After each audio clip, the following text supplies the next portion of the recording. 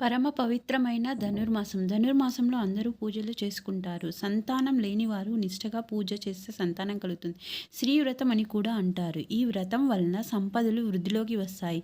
December నెల 16 ద్వాదశి మంగళవారం రోజున ధను సంక్రమణం.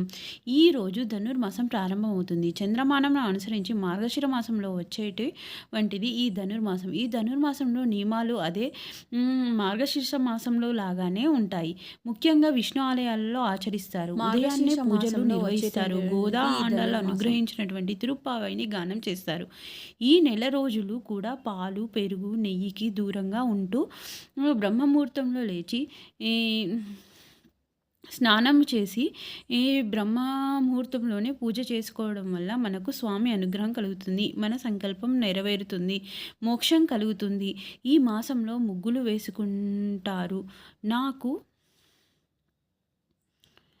ఇది సంక్రాంతి వరకు వేసుకుంటారు. కృష్ణ పరమాత్మను ఈ ఈ మాసంలో పూజిస్తారు. పాలతో అభిషేకం చేస్తారు. తులసి మరియు జాజి పూలతో పూజిస్తారు. కృష్ణనామములు జపం జపిస్ కృష్ణనామమును జపిస్తారు. కృష్ణనామం జపించడం వల్ల తొందరగా అనుగ్రహం కలుగుతుంది.